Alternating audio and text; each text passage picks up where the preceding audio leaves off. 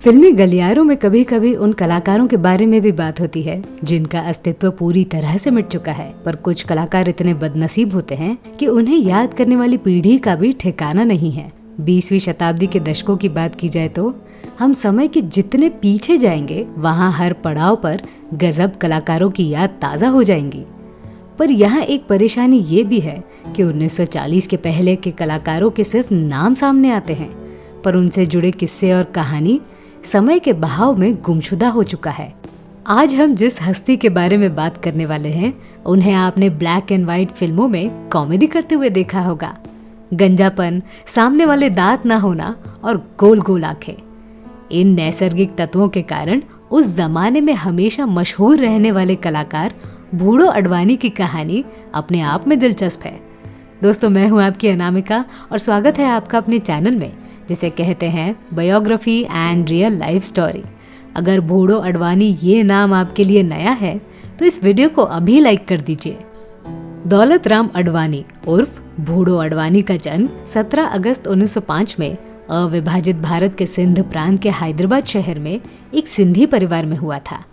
दौलत राम का नाम बूढ़ो कैसे हो गया, इसकी एक कहानी है। इनके परिवार में एक जेनेटिक बीमारी थी। इस कारण से अडवाणी परिवार के सदस्यों के ज्यादातर लोग गंजे होते थे और साथ ही सामने वाले दांत भी नहीं होते थे। इस कारण से सिंधी भाषा में उन्हें बूढ़ो इस नाम से पुकारा जाता था। आगे चलकर बूढ़ो का बूढ़ो हो गया, जिसका मतलब होता है बिना दांत का बूढ़ा आदमी।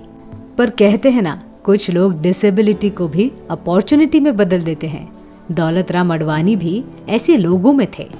इस कमजोरी का पूरा फायदा उठाकर उन्होंने स्टेज शो में काम करना शुरू किया। कम आयु में बुढ़ापे के किरदार निभाकर लोगों को हंसाना अब सामान्य बात हो चुकी थी। बूढ़े व्यक्ति के किरदार निभाने के साथ वे फीमेल की भूमिका निभा लेते थे। बस यही नहीं, अपने नाटकों के रूप में वे सामाजिक जागरूकता का काम भी करते थे। एक्टिंग का हुनर के चलते उन्होंने पढ़ाई से दूरियां नहीं बनाई।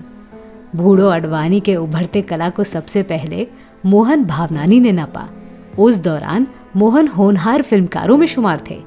1933 के साल में ही उन्होंने अजंता सिनेटोन नामक प्रोडक्शन कंपनी का गठन किया था। बूढ़ो अडवाणी के वे अच्छे दोस्त हुआ करते थे। इस कारण से मोहन भावनानी ने बूढ़ो को मुंबई बुला लिया। बूढ़ो अडवाणी ने मोहन भावनानी की फिल्म अफजल में काम किया। 1933 में रिलीज हुई इस फिल्म को हूर ए हरम इस नाम से भी रिलीज किया गया था। शुरुआती फिल्मों में उन्होंने सामान्य किरदार निभाए। 1935 तक ऐसी कोई फिल्म रिलीज नहीं हुई थी जिसमें बूढ़ो अडवाणी कॉमेडी करते हुए दिखाई देते। पर इसी साल 1935 में डॉक्टर मधुरिका ये फिल्म रिलीज हुई जिसमें बूढ़ो ने हास्य किरदार निभाया। इस फिल्म को सागर मूवीटोन इस प्रोडक्शन हाउस के अंतर्गत बनाया गया था। पर 1934 में प्रसिद्ध लेखक प्रेमचंद की एक कहानी पर मजदूर फिल्म रिलीज हुई थी जिसमें बूढ़ो अडवाणी ने महत्वपूर्ण किरदार निभाया। इस फिल्म में उन्हें जयराज और बीबो का साथ मिला था। मोहन भावनानी के अजंता सिनेटोन के बाद सर्वोत्तम बादामी के कारण सागर मूवीटोन का उन्हें बड़ा साथ मिला। डॉक्टर मधुरिका की सफलता के बाद 1936 में डेक्कन क्वीन और दो दीवाने, इन फिल्मों में भी बूढ़ो अडवाणी ने बेहतरीन अभिनय किया। डेक्कन क्वीन स्टंट फिल्म थी पर दो दीवाने कॉमेडी फिल्म थी। बूढ़ो अडवाणी की एक और खास बात ये भी थी कि उन्होंने सेंट्रल स्टूडियो के टॉप फ्लोर को खरीद लिया था। कहा जाता है कि सेंट्रल स्टूडियो उस दौर का सबसे बड़ा स्टूडियो था। जिस फ्लोर पर बूढ़ो रहते थे वहां के एक कोने में प्रसिद्ध फिल्मकार महबूब खान ने मेकअप रूम बनाया। इसी कारण से बड़े बड़े कलाकार और फिल्मकारों का वहां आना जाना बनता था। इसके बदौलत बूढ़ो की भी पहचान बढ़ने लगी और उन्हें अधिकतर काम मिलने लगे। आपको ये बात भी बता दूं कि उन्होंने जो फ्लोर खरीदा था वो इतना बड़ा था कि बूढ़ो ने अपनी एक बेटी की शादी की थी और 100 से भी अधिक लोगों ने उस फ्लोर में हजेरी लगाई थी। बूढ़ो अडवाणी और बिमल रॉय को लेकर एक किस्सा चर्चित रहा था। 1958 के साल में मधुमती के प्रीमियर के दौरान बूढ़ो को पता चला कि इस फिल्म में उनके सीन्स को निकाला गया है। तब नाराज होकर उन्होंने बिमल रॉय को खत भेजा। इस खत के माध्यम से बूढ़ो ने अपनी नाराजगी दर्शाई। इसके जवाब में बिमल रॉय साहब ने कोई खत भेजा नहीं, पर उनके सीन्स को दोबारा फिल्म में जोड़ा गया। इस फिल्म में बूढ़ो के साथ जॉनी वॉकर भी थे। ये किस्सा बताना इसीलिए ज़रूरी है कि आपको पता चल सके कि बूढ़ो अडवाणी उस जमाने में कितने बड़े हस्ती थे। 30 और 40 के ज़माने में वे एक महीने में 3 फिल्मों में काम किया करते थे। बूढ़ो अडवाणी का नाम स्टार एक्टर्स में शुमार तो नहीं था, पर उनके दर्जदार अभिनय के कारण वे हमेशा प्रसिद्धि के झोंके में रहते थे। 1954 की बूट पॉलिश फिल्म में डेविड के साथ बूढ़ो अडवाणी भी दिखाई देते हैं। इस फिल्म का गाना लपक झपक में कुछ कैदियों के साथ बूढ़ो अडवाणी भी दिखाई देते हैं।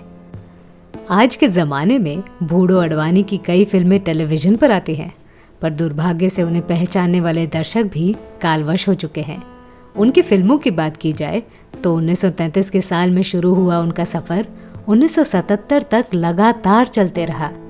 44 साल फिल्म जगत में निभाते हुए उन्होंने 100 से भी अधिक फिल्मों के सहारे दर्शकों को खूब हंसाया, पर उनका अंतिम काल बहुत अलग रहा। 1939 के साल में बूढ़ो अडवाणी का विवाह हुआ था। इस विवाह से उन्हें 2 बेटे और 5 बेटियां हुई। उनमें से एक बेटा कम आयु में मर गया, पर बाकी बच्चों को बूढ़ो ने नसीहत दी थी कि वे फिल्म जगत को करियर के रूप में ना चुने। पर बूढ़ो की पत्नी भी अभिनेत्री थी। वे बिल्कुल नहीं चाहते थे कि उनकी कोई संतान फिल्म जगत में आए, और यही हुआ। 1977 के साल में बूढ़ो ने सत्यजीत रे साहब के साथ अपनी आखिरी फिल्म शतरंज के खिलाड़ी में काम किया। इसके बाद वे फिल्म जगत से अचानक से गुमशुदा हो गए। कहा जाता है कि 1978 के साल में वे अंधेरी में रहने आए, पर अगले 6 साल तक उन्होंने अपने भाई के जूतों के व्यापार में साथ दिया। मुंबई के ग्रैंड रोड स्थित जूतों की शॉप में वे 6 साल तक दिखते रहे, और 25 जुलाई 1985 में उनका निधन हो गया। 10 साल फिल्म जगत से दूर रहने के कारण उनकी मौत की खबर किसी को नहीं मिली। मोतीलाल, देवंदा गोयल, शेखर, मुकेश जैसे कलाकार उनके खास दोस्त हुआ करते थे। दुर्भाग्य से इन्हें भी बूढ़ो के देहांत की खबर नहीं मिली। सिंधी फिल्म उद्योग में भी बूढ़ो अडवाणी ने अपना योगदान दिया था। 1958 में रिलीज हुई भारत की पहली सिंधी फिल्म अबना में भी बूढ़ो अडवाणी ने महत्वपूर्ण किरदार निभाया था। इसके अलावा गुजराती फिल्मों में भी वे सक्रिय थे।